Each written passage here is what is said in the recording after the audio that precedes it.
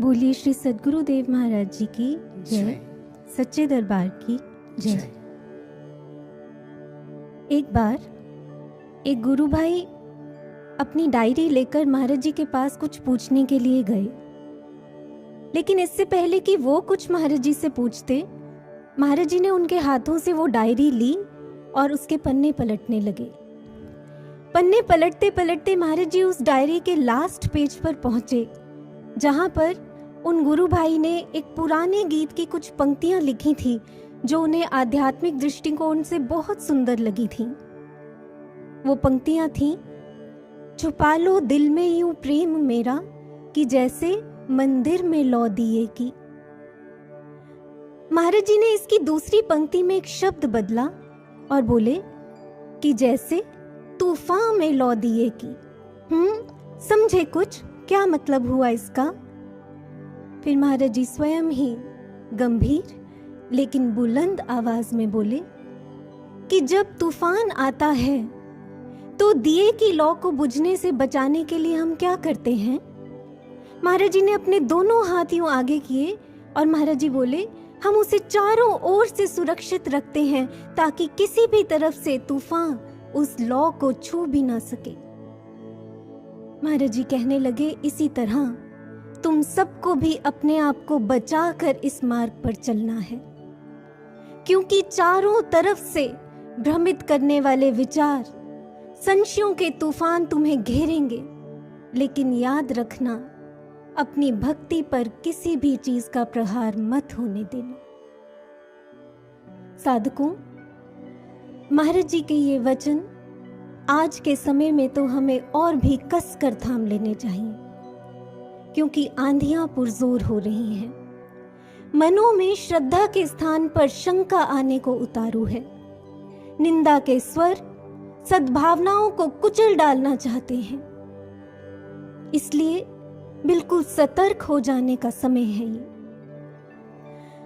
यहां आपसे एक प्रश्न पूछते हैं। हम आपसे कुछ गुरु सत्ताओं के नाम कहेंगे और आपको ये देखना है कि वो नाम सुनकर आपको उनके कौन से शिष्य का नाम सबसे पहले याद आता है। शुरू करते हैं। गुरु का नाम श्री युक्तेश्वर गिरी, श्री गुरु गोबिंद सिंह जी, महात्मा बुद्ध। सोच लिया आपने? आपके उत्तर गैस करने का प्रयास करती हूं। श्री युक्तेश्वर गिरी जी का नाम सुनकर बहुत संभावना है आपको योगानंद परमहंस का नाम याद आया होगा। श्री गुरु गोबिंद सिंह जी का नाम सुनकर आपको 5 प्यारे याद आए हो सकते हैं, और महात्मा बुद्ध का नाम सुनकर आपको आनंद, सारिपुत्र ये नाम याद आए हो सकते हैं। लेकिन ये शर्त यह है कि युक्तेश्वर गिरी जी का नाम सुनकर आपको कुमार का नाम नहीं याद आया होगा। श्री गुरु गोबिंद सिंह जी का नाम सुनकर गंगू याद नहीं आया होगा आपको, और महात्मा बुद्ध का नाम सुनकर देवदत्त का नाम आपकी स्मृति में नहीं आया होगा, है ना? क्यों? क्योंकि जिसने भी अपने गुरु की, उनके आदर्शों की, उनके संघ की और पथ पर चलने वाले साधकों की निंदा की, इतिहास ने उन्हें कभी शिष्य माना ही नहीं, क्योंकि इस निंदा ने उनके शिष्यत्व को जिंदा रहने ही नहीं दिया, और इस वजह से उन्होंने गुरु को पाकर भी गुरु को खो दिया। आप जानते हैं, भागवत महापुराण में कुछ ऐसे कारण बताए गए हैं कि जब हम भगवान को छोड़ें, इससे पहले भगवान ही हमें छोड़ देते हैं। वो हमारे साथ संबंध रखना पसंद नहीं करते, हमारे हृदय में रहना पसंद नहीं करते। और उन कारणों में से जो एक मुख्य कारण बताया गया है वो है निंदा। रामचरितमानस कहती है, पर निंदा सम अग ना गरीसा, कि पर निंदा जैसा कोई दूसरा पाप है ही नहीं। संत महापुरुषों ने तो यहां तक कह दिया कि सब रोगों की औषधि है, लेकिन निंदक के लिए कोई उपचार बना ही नहीं, क्योंकि निंदा एक व्यक्ति को सर्वनाश तक लेकर ही जाती है। क्यों? क्योंकि ये जो निंदा है ये हमारे पुण्यों का नाश करती है।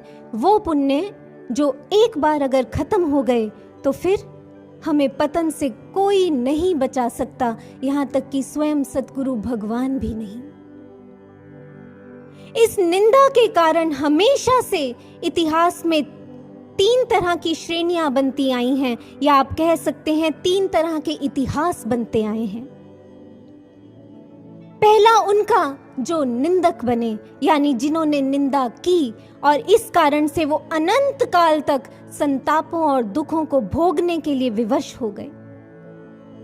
दूसरे वो जिनकी निंदा हुई लेकिन वो ना सहन करने के कारण भागने का अपयश पा गए। और तीसरे वो जिन्होंने दृष्टा बनकर निंदा होती देखी या निंदक से निंदा सुनी, वो भी विवेक से निर्णय ना ले पाने के कारण भक्ति के पथ में भीगने से चूक गए। साधकों, हम ऐसे भोगने वाले, भागने वाले या ना भीगने वाले इतिहास के पात्र ना बने, इसके लिए आइए आज निंदा से जुड़े इन तीनों पहलुओं को बहुत अच्छे से समझ लेते हैं और सतर्क हो जाते हैं, क्योंकि काल हमारे सर पर खड़ा है।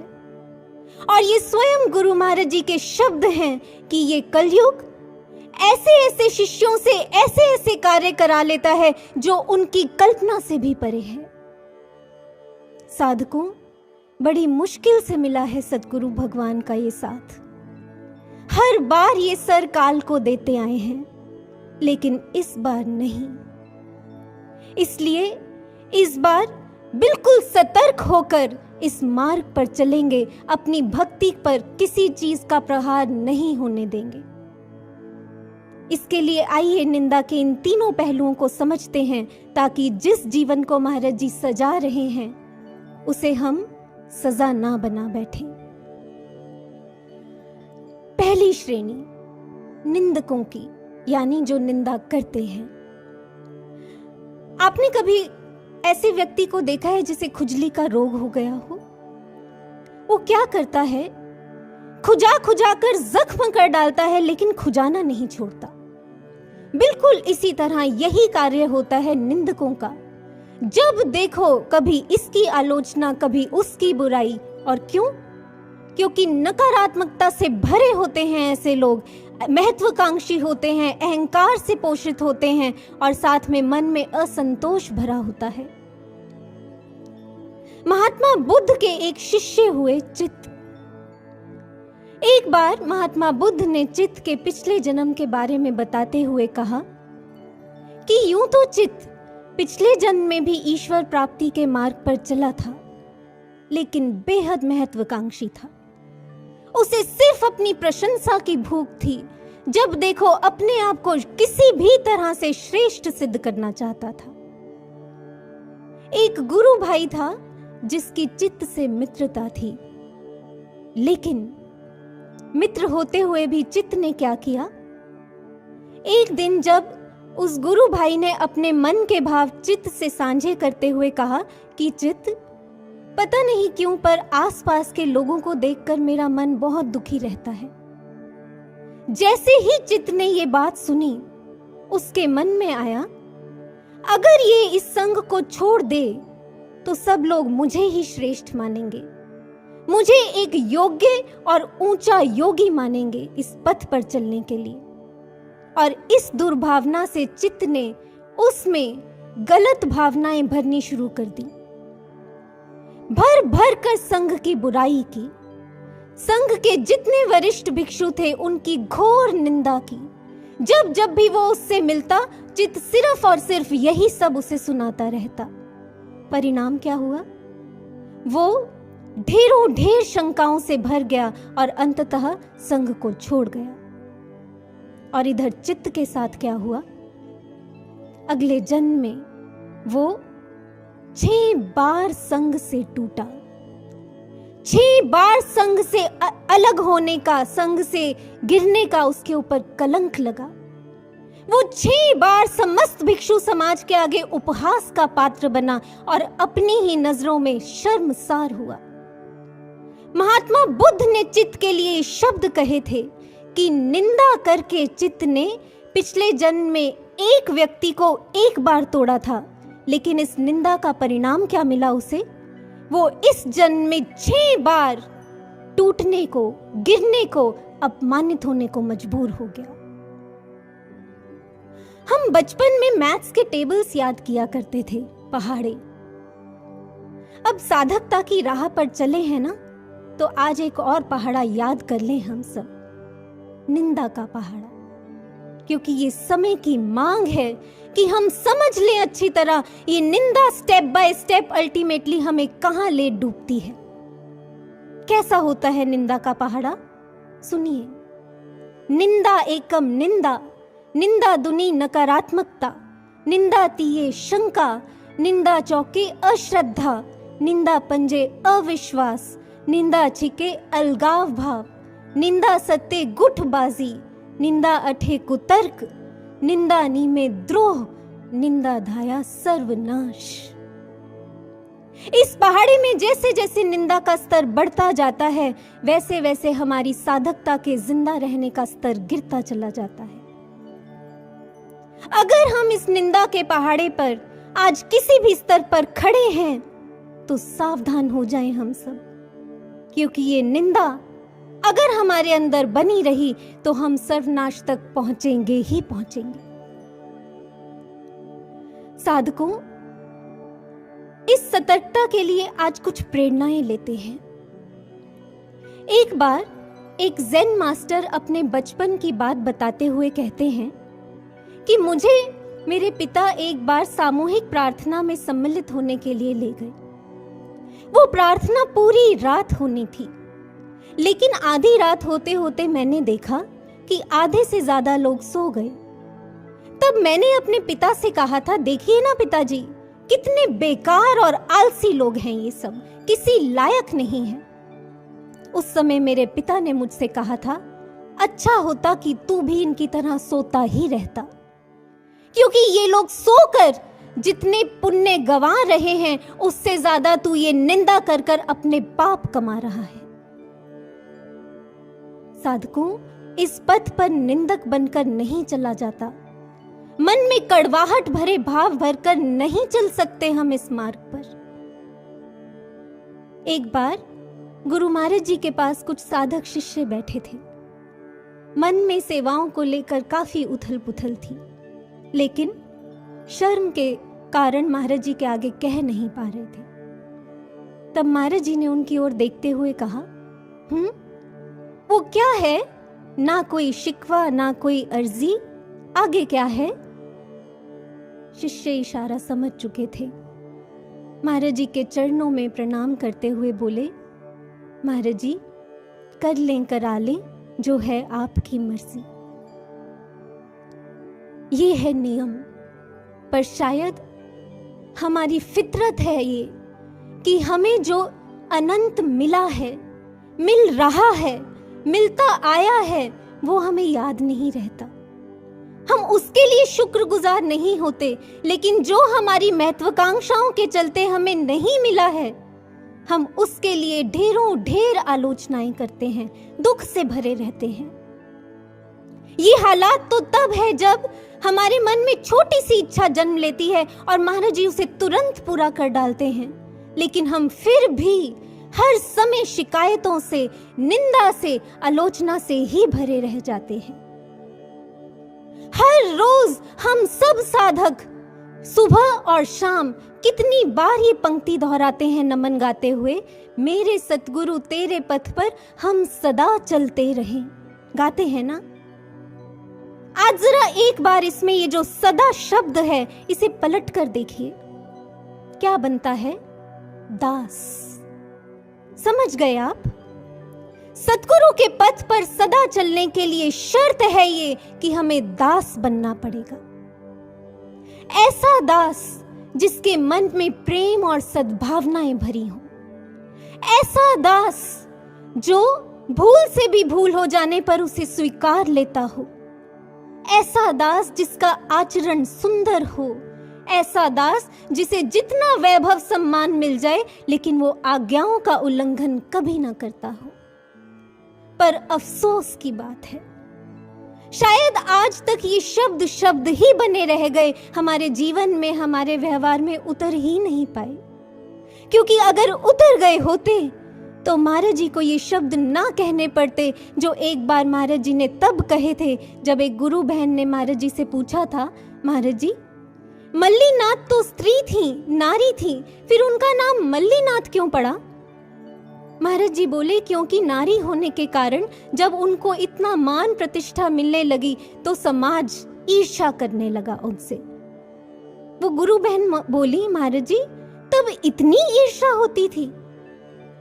महाराज जी बेहद दुख भरे स्वर में बोले, तब क्या, अब भी सब ऐसी ही दुर्भावनाएं लेकर भरे पड़े हैं अपने अंदर। दुख की बात है। जरा झांके हम अपने अंदर और जांचें आज अपने आप का स्तर। क्या वास्तविकता यही नहीं है हमारी? क्या है वाकई हमारे अंदर सबके लिए प्रेम और सद्भावना? नहीं है। या तो किसी के लिए शिकायतें भरी हैं, या किसी के लिए खटास भरी पड़ी है, या फिर किसी से इतनी नाराजगी है, ईर्ष्या भरी पड़ी है, लेकिन प्रेम नहीं है। हम छोटे बड़े किसी का लिहाज नहीं करते, जब मन आता है जो मर्जी बोलते हैं, अपमानित कर डालते हैं सामने वाले व्यक्ति को, ढेरों ढेर उसकी निंदा करते हैं, आलोचना करते हैं, कहीं कोई हम परहेज नहीं करते। बात बात पर अगर अपनी भी गलती हो तो भी सामने वाले पर भड़क कर उसे ही कड़वा बोलते रह जाते हैं। छोटी छोटी बात पर झूठ बोल जाते हैं। याद रखें, हम महाराज जी के ये शब्द हैं, जो बात बात पर झूठ बोलते हैं वो अपने कर्म बनाते हैं और फिर यही कर्म उन्हें एक दिन इस मार्ग से हमेशा के लिए ले जाते हैं। और दुस्साहस तो देखिए हमारा, ये निंदा हमारे को इतना अंधा कर डालती है कि हम झूठ बोलने तक सीमित नहीं रहते। हम स्वार्थवश अपनी सिद्धि, अपने कार्य की सिद्धि के लिए, निंदा करने के लिए, अपने आप को समझदार सिद्ध करने के लिए हम यहाँ तक कि महाराज जी के शब्दों को भी तोड़ मरोड़ कर सबके सामने रख डालते हैं। हमें कोई डर नहीं रहता हम कैसा महापाप कमाते हैं। लेकिन एक सच्चा शिष्य कैसा होता है मालूम है? वो गुरु के शब्दों को डिस्टॉर्ट करने का महापाप की तो सोच भी नहीं सकता, क्योंकि वो तो गुरु के शब्दों को ज्यों का त्यों रखने के लिए भी खुद को काबिल नहीं समझता। क्यों? क्योंकि उसकी अंतरात्मा को ये अच्छी तरह एहसास होता है कि वो अपने गुरु के वचनों की गहराई को अपनी छोटी समझ से कभी पकड़ ही नहीं सकता। और इसका एक बहुत मार्के का हमें उदाहरण मिलता है बुद्ध इतिहास से। जिस समय आनंद बुद्ध के वचनों का संकलन करा रहे थे, आप पढ़ना लिटरेचर में आपको ये मिलेगा, ये फैक्ट। उस समय महात्मा बुद्ध के एक एक वचन को रखने से पहले आनंद ने ये नहीं कहा था कि महात्मा बुद्ध ने ऐसा कहा है, बल्कि आनंद ने कहा था, मैंने बुद्ध को ऐसा कहते सुना है। कैसा विनम्र भाव देखिए। आनंद जैसा आज्ञाकारी और उत्तम कोटि का शिष्य भी अपनी असमर्थता प्रकट करता है इस बात पर कि वो अपने गुरु के शब्दों को समझने और रखने के काबिल नहीं है। लेकिन जो निंदक होता है उसके लिए ऐसा कोई शिष्टाचार मान्य होता ही नहीं। एक बार महाराज जी ने आचरण और व्यवहार के संबंध में 3 बातें कही थी। हम उसे अपनी साधकता के लिए आज आचार संहिता के रूप में अपना लें। महाराज जी ने कहा था, ध्यान रखना, कभी भूल से भी किसी के लिए कुछ गलत मत कहना, नहीं तो जीवन भर का पछतावा रह जाएगा। याद रखना, कभी जानबूझकर ऐसा कुछ मत कर बैठना कि तुम किसी का यहां से जाने का कारण बन बैठो। याद रखना, जो मेरी आज्ञा में चल रहे हैं उनका अपमान करके तुम मेरा ही अपमान करोगे। मुझे एक दृष्टांत याद आता है। एक बार किसी ने ईर्ष्यावश एक प्रचारक भैया की सबके बीच खूब बुराई की, यहां तक कि महाराज जी के पास जाकर भी उनकी भर भर कर निंदा की। तब महाराज जी ने कड़क आवाज में उन्हें कहा था, मैंने लगाई है उसकी ये सेवा, उसे भला बुरा बोलना बंद कर दे, नहीं तो तेरी भक्ति का पतन हो जाएगा। साधकों, अगर हमारे आचरण में निंदा का जरा सा भी अंश मौजूद है तो आज ही उसका संशोधन कर लें हम, क्योंकि इस तरह से हम सतगुरु के पथ पर सदा नहीं चल पाएंगे और अपने ही कर्मों से श्रापित हो बैठेंगे। सतगुरु के पथ पर सदा चलने के लिए जहां दास की शर्त होती है, वहां आज एक और बात भी हमें अच्छे से समझ लेनी होगी, रोम रोम में अपनी ये फीड कर लेनी होगी ये बात कि महाराज जी और मिशन एक ही है। क्योंकि जब हम इस बात को अपने अंदर जज्ब कर लेंगे तो ही ये भी एक शर्त है जिसकी मदद से हम इस मार्ग पर सदा के लिए चल पाएंगे। मैं जानती हूं ये बात इस मंच से बहुत बार कही गई है और आपने बहुत बार सुनी है, लेकिन कुछ सो कॉल्ड लॉजिकल दिमागों को इस बात के पाचन में कुछ अड़चन आती है। ये अड़चन ना आए इसके लिए कुछ एविडेंट प्रूफ्स रखते हैं आपके सामने। वो प्रूफ्स जो ये क्रिस्टल क्लियर सिद्ध करते हैं कि महाराज जी को मिशन सबसे अधिक प्रिय है, महाराज जी के लिए मिशन सब कुछ है, स्वयं से भी बढ़कर है। पहली बात, मैथमेटिक्स में हम जानते हैं एक इक्वल टू का साइन होता है जो दो लाइनों को बनाकर बनता है। जब हम लिखते हैं a इक्वल टू b तो इसका मतलब होता है कि यूं तो a और b दो अलग अलग एंटिटीज हैं, लेकिन दोनों बराबर हैं।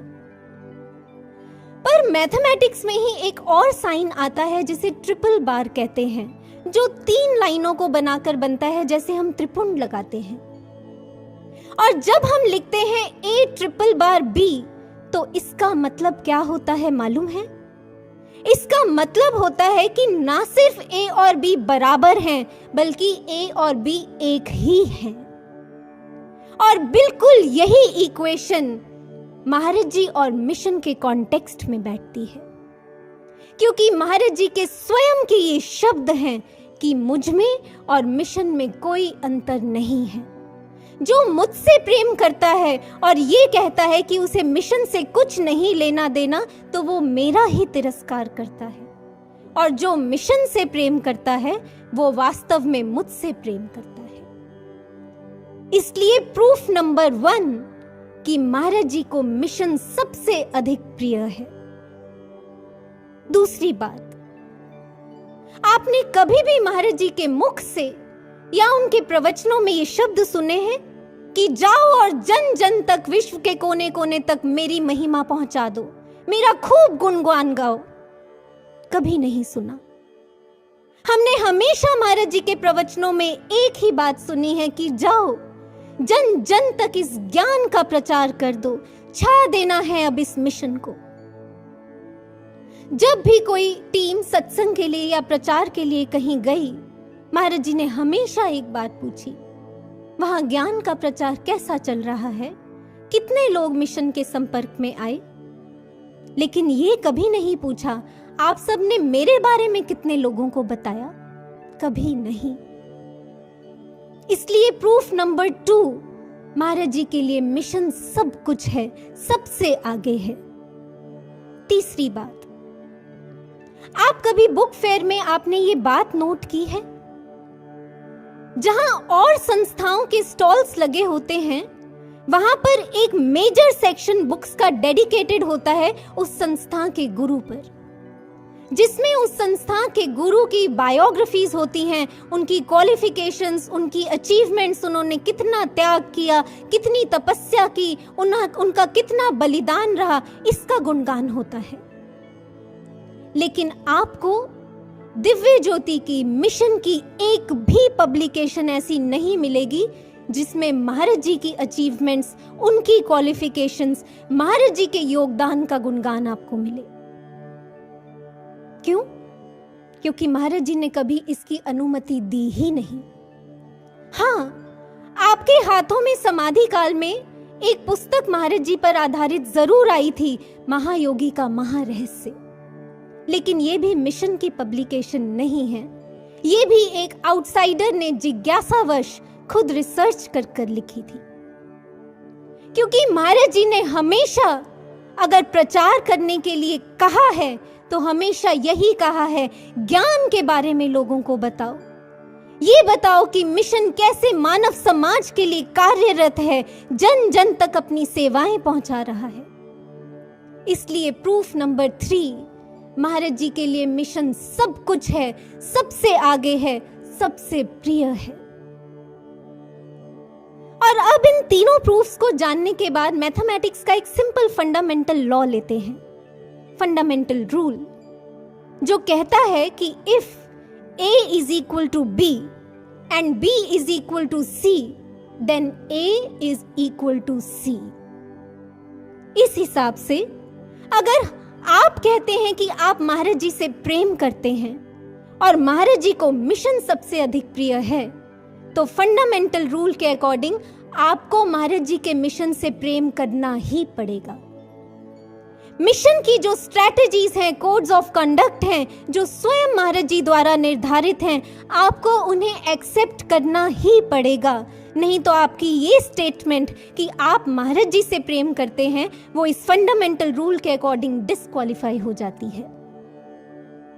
यहाँ एक बात मेंशन करना जरूरी है, वो ये हो सकता है कि मिशन में कार्यरत लोगों से, सेवादारों से या फिर प्रचारकों से, उनके काम करने के ढंग से आपको कोई समस्या आती हो या आप किसी कारण उनसे कहीं डिससैटिस्फाइड हो।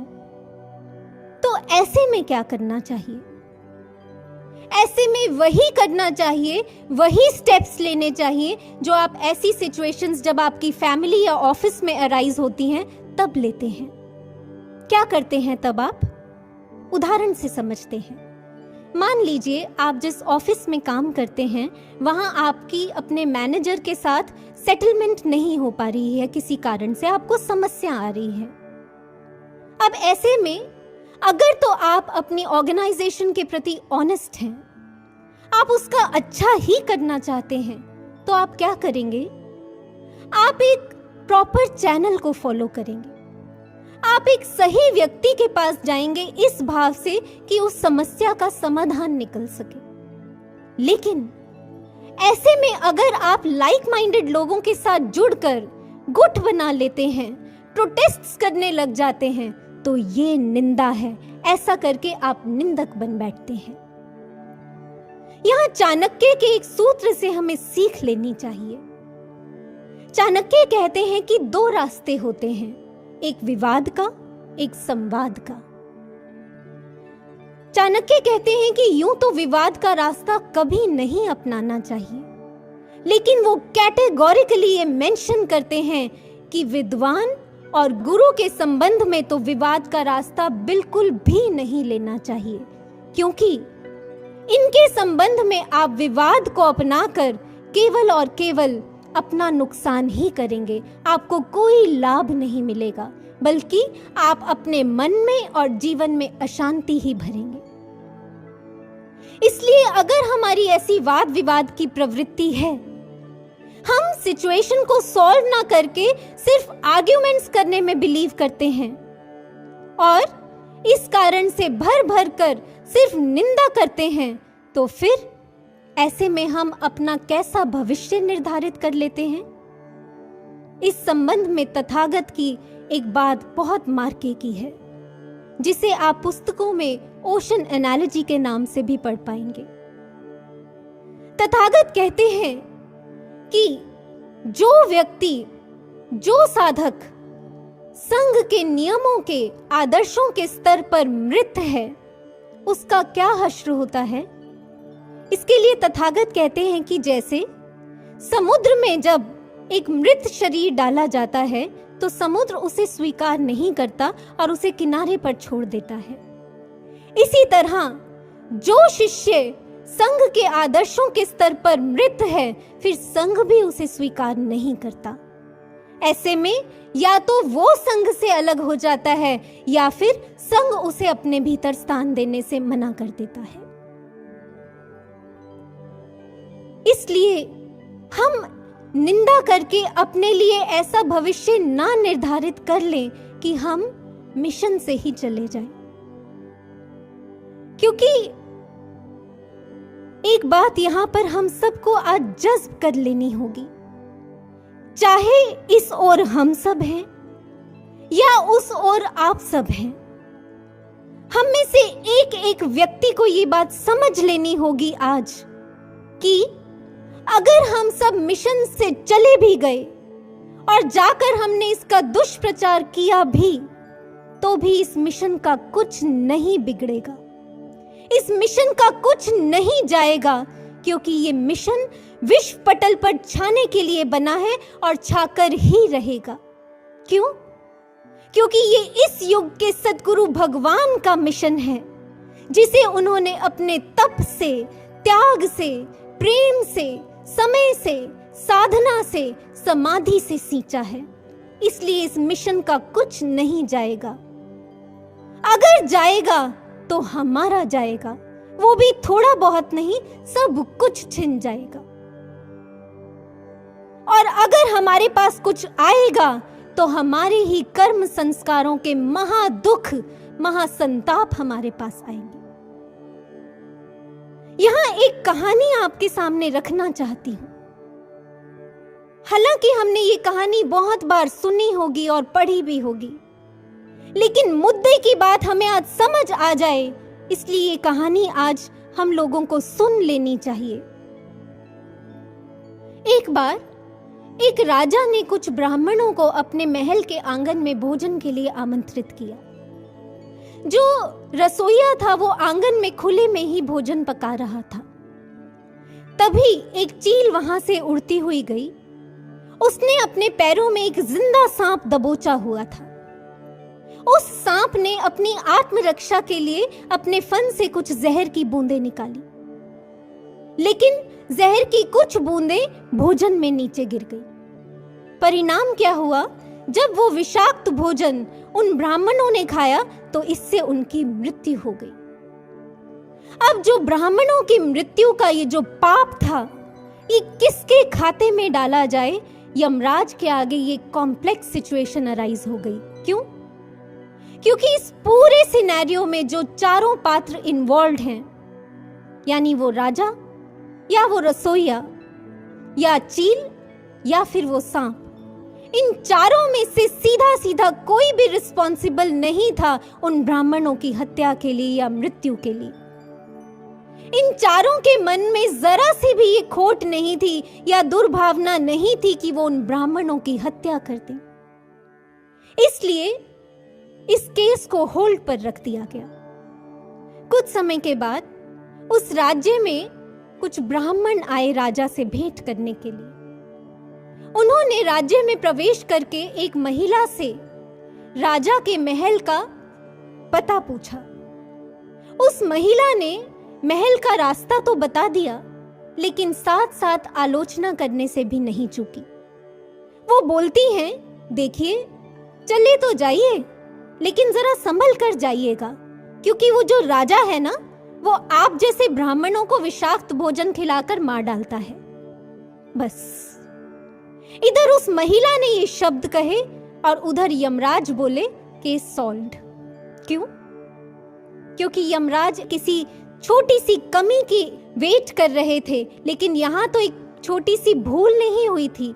उस महिला ने निंदा जैसा पाप किया था, क्योंकि शास्त्रों में निंदा को पाप कहा गया है।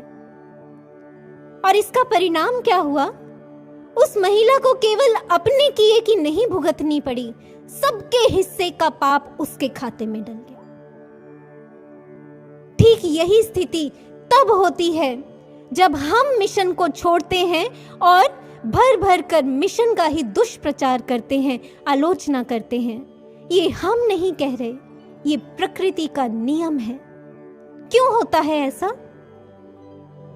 जब तक हम मिशन में रहते हैं, गुरु के साये में रहते हैं, तो गुरु का साया, ये मिशन हमारा सुरक्षा कवच बनकर हमारे अंग संग रहता है, जो प्रकृति को अनुमति ही नहीं देता कि वो हमारे कर्म संस्कारों के दुखों को हम तक दे सके। लेकिन जैसे ही हम खुद ये सुरक्षा कवच अपने हाथों से उठा फेंकते हैं, तो फिर प्रकृति को भी दंड देने का रास्ता हमें मिल जाता है। तब फिर हम अपने ही संस्कारों के दुख नहीं भोगते। सारा का सारा पाप, निंदा करने का जो महा अपराध हम करते हैं, उसका महाविनाश हम अपने लिए आमंत्रित कर लेते हैं। इसलिए निंदा से बचें, क्योंकि गरुड़ पुराण कहता है स्पष्ट, जब जब भी हम निंदा करते हैं तो श्रवण और श्रवणिया हमारी इंद्रियों पर ताक लगाए बैठे होते हैं। वो एक एक बात चित्रगुप्त को जाकर नोट कराते हैं और हमें एक एक बात का भुगतान करना पड़ता है। यानी कि हमारी एक भी बात अनसुनी या अनदेखी नहीं जाती। इसलिए निंदक बनने से बचें हम सब, और निंदक बनकर जो अपने लिए हम महादुख और महासंताप इकट्ठा कर लेते हैं, उससे भी खुद को बचा लें आज। ये थी निंदा से संबंधित पहली श्रेणी। अब चलते हैं दूसरी श्रेणी पर, यानी जिनकी निंदा होती है। तो जिनकी निंदा हो रही है, उनके संबंध में महाराज जी एक ही सूत्र दिया करते हैं। कौन सा? निंदक नियरे राखिए, आंगन कुटी छवाए, बिन पानी साबुन बिना निर्मल भय सुभाए। क्यों देते हैं महाराज जी ये सूत्र? क्योंकि जब तक निंदक हमारे इर्द गिर्द रहता है, तब हम अपने आप को टटोलते रहते हैं कि हमसे कोई गलती ना हो जाए, हमें कोई कमी तो नहीं आ गई। हम अलर्ट रहते हैं, क्योंकि हमें मालूम होता है हम जरा सी चूक करेंगे, निंदक उसे पकड़ लेगा। हालांकि प्रैक्टिकल ग्राउंड्स पर अगर बात करें तो ये बिल्कुल सच है कि अपनी निंदा सहना बहुत मुश्किल होता है। हम में से कितने हैं यहाँ पर, इंक्लूडिंग मी, जो अपनी निंदा सुन सकते हैं? बहुत बहुत मुश्किल होता है, क्योंकि धैर्य की परीक्षा हो जाती है। लेकिन जब जब भी हम ऐसे दौर से गुजरें, तो निराश और उदास होने की जगह अपने आप को ये बात याद कराएं कि साधकता के पथ पर, जो साधकता की शिष्यत्व की जो रोड होती है, उस पर हम इस परीक्षा के मोड़ को अवॉइड नहीं कर सकते। क्योंकि ये महाराज जी ने एक बार भंडारे में ये शब्द कहे थे, जब महाराज जी से ये प्रश्न किया गया था कि महाराज जी, आप तो जानते हैं कि ये निंदक एक दिन मिशन से चले ही जाएंगे, फिर आप इनको मिशन में रहने ही क्यों देते हैं? उस समय महाराज जी ने स्पष्ट उत्तर दिया था, आपकी परीक्षा के लिए। महाराज जी ने कहा कि हम ऐसा इसलिए करते हैं ताकि आपकी परीक्षा लेकर आपको निखार सकें और उन्हें एक अवसर देकर सुधार सकें।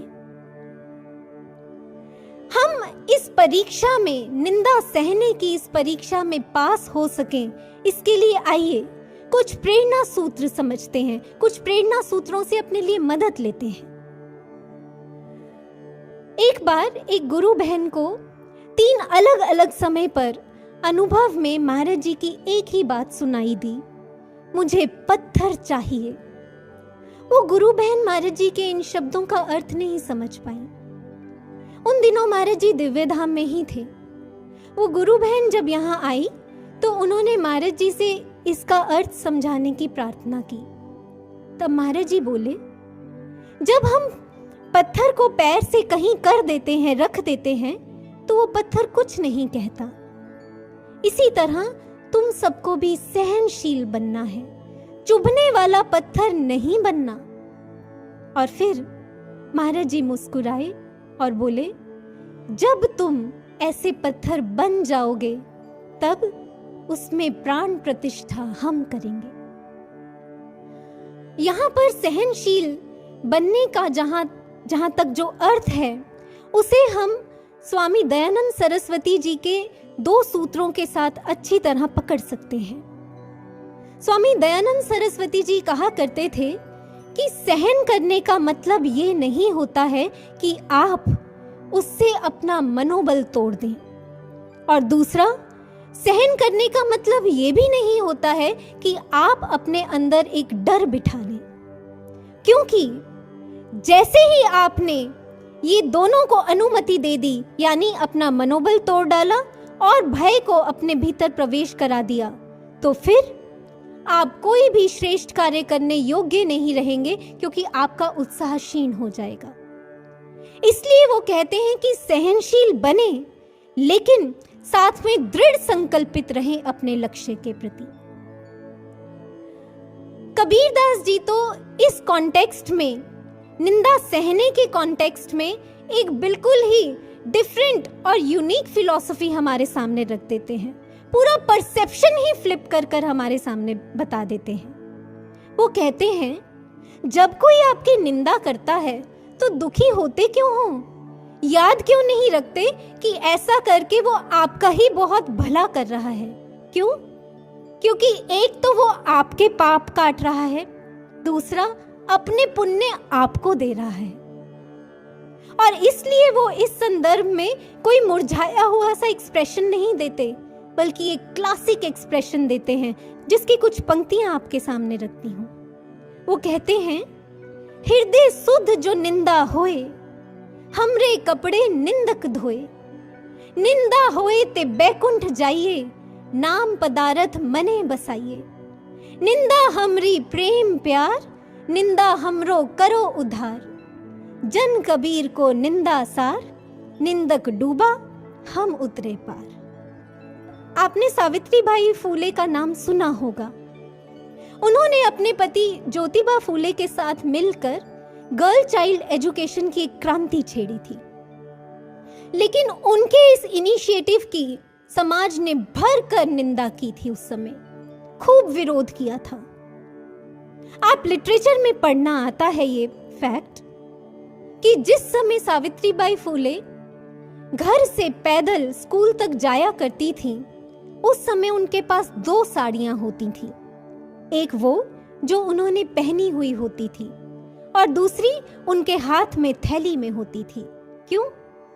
क्योंकि जिस समय वो चलती थी तो रास्ते में लोग उनके ऊपर कीचड़ फेंकते थे, मिट्टी फेंकते थे, धूल फेंकते थे। लेकिन सावित्रीबाई फूले की जिंदा दिली देखी अपने लक्ष्य के प्रति। मन में कोई अशांति नहीं, कोई उथल पुथल नहीं, बिल्कुल शांत भाव से चलती जाती थी। स्कूल पहुंचकर वो कीचड़ वाले वस्त्र बदलकर साफ वस्त्र पहनकर और बिल्कुल एक डट कर अपने कार्य में जुट जाती थी। जब वो अपने सांसारिक लक्ष्य के प्रति ऐसे कटिबद्ध और फोकस्ड हो सकते हैं, फिर हमें तो सद्गुरु भगवान मिलेंगे अगर हम ये सब सह लेंगे। तो फिर हम क्यों नहीं निंदा सहकर मिशन में डटे रह सकते और अपने कार्य के प्रति, अपने कर्तव्यों के प्रति फोकस्ड रह सकते हैं। बस एक एहसास की और एक समझ की जरूरत है। अब चलते हैं निंदा की तीसरी श्रेणी पर। वो जो निंदा होते हुए देखते हैं एक दृष्टा बनकर, या फिर जो निंदा सुनते हैं निंदक से। पहले उनकी बात करते हैं जो ना तो निंदक हैं, ना ही जिनके पास आकर निंदक निंदा कर रहा है। बस वो अलग रहकर इस निंदा के बुरे कर्म को होता हुआ, इस गलत काम को होता हुआ देखते हैं एक दृष्टा बनकर। ऐसे में जब वो ये सब होता हुआ अपने इर्द गिर्द देखते हैं, हो सकता है उनके मन में ये बात आ जाए कि ये क्या हो रहा है। इससे तो अच्छा है कि घर पर ही बैठे हम, क्योंकि ऐसे एटमॉस्फेयर में जाकर भी क्या लाभ मिलेगा हमें। अगर ऐसे थॉट्स आते हैं तो फिर ऐसे केस में एक रिमाइंडर मैसेज है हम सबके लिए। हमें जिस दिन ब्रह्म ज्ञान की दीक्षा मिली थी, right on that very day हमें एक बात कही गई थी बहुत जोर डालकर कि इस पथ पर हमेशा गुरु को अपना लक्ष्य बनाकर चलना, सिर्फ और सिर्फ गुरु पर केंद्रित रहना, गुरु को देख कर चलना, तभी अंत तक चल पाएंगे। मुझे एक घटना याद आती है। एक बार एक सेवादार भाई थे जिनका ना तो व्यवहार अच्छा था और ऊपर से वो हर समय निंदा चुगली ही करते थे, लेकिन फिर भी उन्हें भरपूर सुविधाएं उपलब्ध थीं। ऐसा देखकर एक दूसरे सेवादार भाई के मन में पक्षपात के भाव आने लगे और वो अपने इस बात को लेकर महाराज जी के पास गए। तब महाराज जी ने उनसे कुछ शब्द कहे थे जो हमारे लिए भी आज बहुत बड़ी सीख है। महाराज जी ने उनसे कहा, तू यहाँ मेरे लिए आया है ना, फिर तुझे मेरे अलावा कोई और दिखा ही क्यों? तुझे उसकी सुविधाएं क्यों नजर आईं? तुझे उसकी चीजें क्यों नजर आईं? तुझे सिर्फ मैं क्यों नहीं नजर आया? अगर तू मेरे लिए यहाँ आया है तो बहुत बड़ा सूत्र है हम सबके लिए। अगर थाम लेंगे तो मिशन से कभी, पथ से कभी नहीं भटकेंगे। अब बात करते हैं उनकी जिनके पास आकर निंदक निंदा करता है और वो निंदा सुनते हैं। ऐसे में उनका लाइन ऑफ थॉट और एक्शन क्या नहीं होना चाहिए? सबसे पहले तो ये समझते हैं केकई ट्रिपल ब्लंडर केस की हेल्प से। जिस समय केकई के पास मंत्रा आई थी, उस ऑर्गेनाइजेशन में कार्यरत दशरथ के निर्णय की निंदा करने के लिए, तब केकई ने क्या किया? पहली बात तो उसने मंत्रा की जो बातें थी उसको सुनकर निंदा रस लिया। फिर उसने अपना विवेक और अनुभव छोड़कर उसकी बातों को मान भी लिया। उसके ऊपर उन बातों को मानकर उनके बेसिस पर उसने अपना डिसीजन और एक्शन भी ले लिया। और इस ट्रिपल ब्लंडर का रिजल्ट क्या हुआ? दोनों ही कैटेगरीज के लोग, यानी निंदक जो मंत्रा थी और जिसने निंदा सुनी यानी केकई, दोनों का बुरा अंजाम हुआ। अगर ऐसे में केकई विवेक का परिचय देती तो वो ट्रिपल ब्लंडर ना करके ट्रिपल वंडर रूल अप्लाई करती। क्या? पहला, जब मंत्रा जैसे ही प्रभु श्री राम की निंदा करने लगी, तब केकई उसे वहीं का वहीं रोक देती, चुप करा देती। दूसरा, जब मंत्रा राजा दशरथ के निर्णय की निंदा करने लगती, तब केकई उसे डिसीजन के लिए हायर अथॉरिटी के पास भेज देती, यानी राजा दशरथ की तरफ डायरेक्ट कर देती।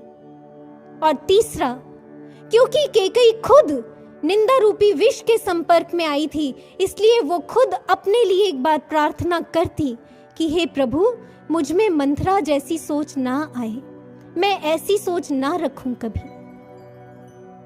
अब इस पूरे सिनेरियो को हम साधक अपने कॉन्टेक्स्ट में देखते हैं। मान लीजिए आपके पास कोई व्यक्ति किसी की निंदा करने के लिए आता है।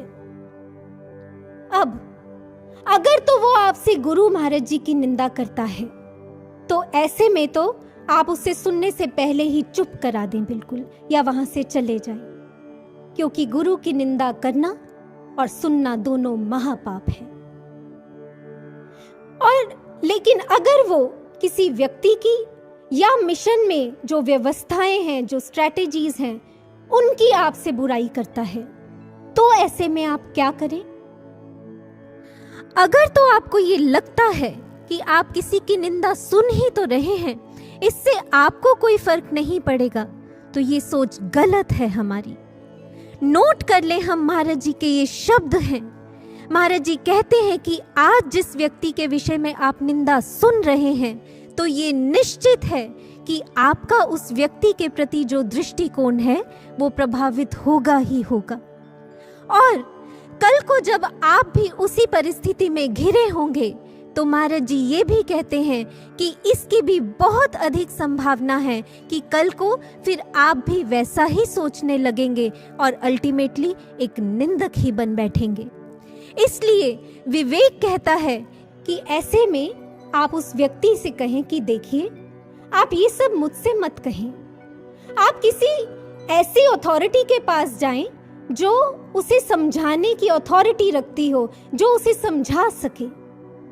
और अगर तो वो निंदक ऐसे में आपको कहता है कि नहीं, वो नहीं जाकर कह सकता, तो ऐसे में आप उससे कहें कि देखिए, मैं भी आपकी समस्या का समाधान करने का सामर्थ्य नहीं रखता, तो ऐसे में आप समाधान प्रदाता गुरुदेव श्री महाराज जी के चरणों में जाएं, उनके स्वरूप के आगे जाकर प्रार्थना करें, ध्यान में बैठें, उनसे मार्गदर्शन मांगे। ऐसा करने पर आपके मन को भी शांति मिलेगी और आपको सहने की शक्ति भी मिलेगी। और अगर तो वो ऐसा कर लेता है, ध्यान साधना प्रार्थना का दामन थाम लेता है, तो ऐसे में फिर वो सह भी लेगा और मार्ग पर बना भी रहेगा। क्यों? क्योंकि यहाँ का उसूल ही ये कहता है, जो सहता है वही रहता है। इसके साथ साथ आप अपने लिए भी महाराज जी से जरूर प्रार्थना करें कि महाराज जी, जो गलती वो कर रहा है, ये गलती मैं कभी ना करूं। और साथ साथ उस निंदक के लिए भी सद्बुद्धि की प्रार्थना करें। साधकों, इसी को विवेक कहते हैं कि किसी की बात को सुनकर हमें उसमें कितना प्लस, कितना माइनस, कितना मल्टीप्लाई या डिवाइड करना है, ताकि हम खुद अपना भी बुरा ना कर बैठें और साथ में जो निंदक है उसको भी एक सही मार्ग की प्रेरणा दे सके। साइंस कहती है, आप जानते होंगे ये बात, कि हमारे कानों का हमारी बॉडी को बैलेंस्ड रखने में बहुत इंपॉर्टेंट रोल होता है। इसी तरह अपनी साधकता को बैलेंस्ड रखने के लिए हमें कानों का कच्चा नहीं बनना, विवेक से चलना है कदम कदम पर इस मार्ग पर। और जब हम ऐसा कर लेते हैं तो देखिए रिजल्ट क्या होता है।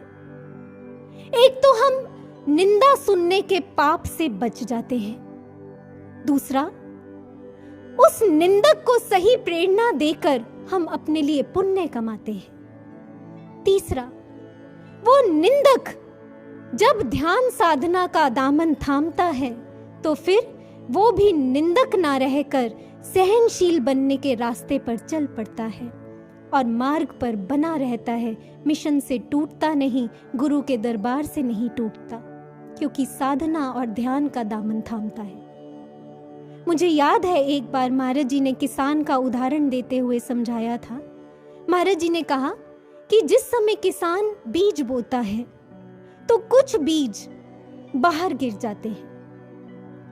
जब महाराज जी ने ये शब्द कहे तभी सहसा जो सामने शिष्य बैठे थे उनमें से एक शिष्य के मुंह से निकल गया कि महाराज जी, हम तो अब भीतर वाले बीज है ना, सो अब हमें किस बात की चिंता। तब महाराज जी गंभीर होकर बोले, अगर भीतर वाले हुए भी तो भी क्या लाभ, अगर चिड़िया चुग कर ले गई तो। अगर ज्ञान लेकर ध्यान साधना नहीं की तो भी ये ज्ञान का बीज ये खत्म हो ही जाएगा। इसलिए ये ध्यान साधना ऐसे में हमें बचाती है, हमें गुरु के दर से टूटने से बचा लेती है। और इस तरह से जो दोनों कैटेगरीज के लोग हैं, यानी निंदक और जो निंदा सुन रहा है, दोनों परम लाभ को प्राप्त करते हैं इससे बचकर। साधकों, हम 7 साल का लंबा परीक्षा काल तय करके आ चुके हैं। मंजिल हमारे बहुत करीब है। ये आखिरी मौका है हमारे पास भी और शैतान के पास भी। इसलिए शैतान ने तो हमें गिराने के लिए निंदा रूपी ये जो दुर्गुण है, इस शस्त्र के प्रहार, इनके वार हम पर और तीव्र कर दिए हैं। ऐसे में अब हमें भी ये चाहिए कि हम विवेकशील बनकर साधना का, प्रार्थना का और स्वाध्याय का ब्रह्मास्त्र चला दें और चलते चलें। क्योंकि जब हम ऐसा कर लेंगे तो फिर हम निंदा से जुड़ी तीनों श्रेणियों के इतिहास के पात्र बनने से बच जाएंगे। ना भोगेंगे, ना भोगने को विवश होंगे, ना भागने का अपयश पाएंगे और ना ही भक्ति में ना भीगने का अपयश पाएंगे। बल्कि इन तीनों ही केसेस में अपनी भूमिका को, अपने दायित्व को अच्छे से निभाते हुए इस परीक्षा में उत्तीर्ण होंगे, सफल हो जाएंगे, अपने सद्गुरु भगवान की प्रसन्नता पाएंगे और अपनी भक्ति का मार्ग प्रशस्त कर जाएंगे। इतना ही नहीं, बल्कि अपने सद्गुरु भगवान के स्वप्न को साकार करते हुए हम एक नया और स्वर्णिम इतिहास रचकर चले जाएंगे, जिसके लिए युगों युगों तक ये इतिहास हमें याद करेगा कि हम अपने गुरु भगवान के सच्चे शिष्य बन पाए। इन्हीं प्रेरणाओं के साथ आइए गुरु महाराज जी के चरणों में नमन अर्पित करते हैं। बोलिए सद्गुरुदेव भगवान की जय, सच्चे दरबार की जय।